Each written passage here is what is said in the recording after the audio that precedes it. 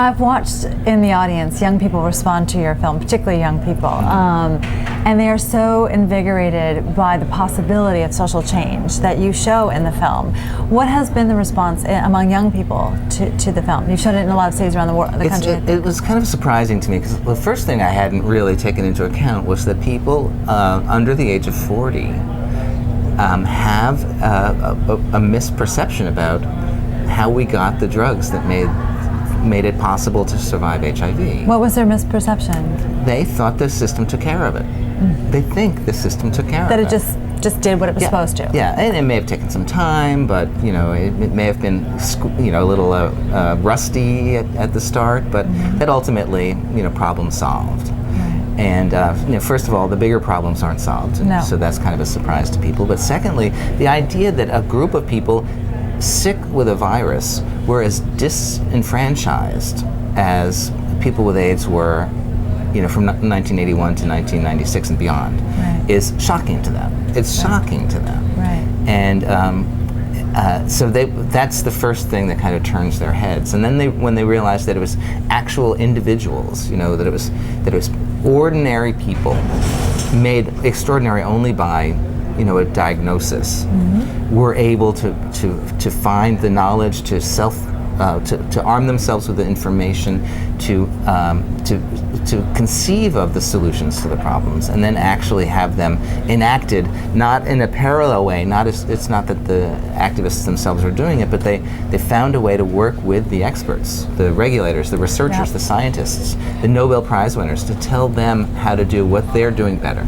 Well, and what your movie shows so clearly is that the early activists were on par with those to whom they were speaking. They understood the science, they were black belts in it, they understood the language, they understood the systems they were trying to change, and I think your film does such a beautiful job of showing that these were ordinary, regular people who were not inside these systems, who were not necessarily virologists or immunologists, who, in order to save their lives, learned these new languages and had the courage to go in and talk to these people who, we now have a seat because of those early activists at many of these tables. But what we don't have, I don't think, is the loud collective voice behind that. We have a handful of operatives deep inside, but we don't have the mass outcry. Are you finding that as well? Well, the early days of AIDS activism, they innovated this protest technique that they called the inside-outside approach. The army of protesters who could be mobilized at a drop of a phone call, flyer. A flyer, right? It was the days before tweets, right. That could just go and be there at the door to help force the door open, so that the inside vanguard of the operation, the people who had the language and the respect and the accumulated knowledge to go inside the door, to sit at the table and begin a dialogue there. They couldn't do it without the outside. In the early years, they couldn't stay there without the outside. And now what we see is we have a great number of people who are on the inside. And they have their place at the table. But what they don't have is the power and strength that's given to them by the army, by the shock troops, by the people who can surround a building, can surround the White House, can seize control of the FDA as they once did, and make their case both on the ground and in the media. You were at the demonstration at the White House on Tuesday.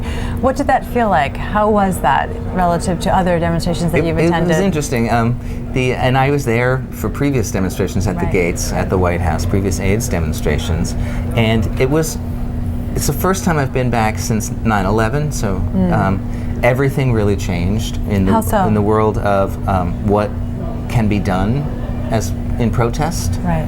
And so much of what early AIDS activists did really couldn't be carried out in the same way without crossing over kind of national security lines. And the way laws have been rewritten in a way to give such power to law enforcement that really could preclude protest of the kind that was so effective before. Right. So now you go up to the gate. If you throw something over the gate, and we knew in the past that that was the gesture that they made there, and very dramatically to hurl over the fence ashes of people who had died of AIDS.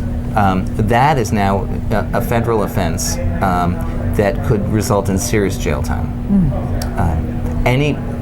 object that goes over that fence. Could land you in a federal Yeah. prison. And so that protesters, and some considered it. And what they decided to do instead was something a little more symbolic, which is to tie the items that they were bringing, and these items were to prove a point that we have already available to us The tools. to roll back this pandemic. So they tied those tools: money, cash money, pill bottles, Syringes. They tied them all with red ribbons to the fence. Also now a crime, which would not have been a crime in 1996, last time that they went to the gates of the White House. But it was still powerful. It was really powerful to watch.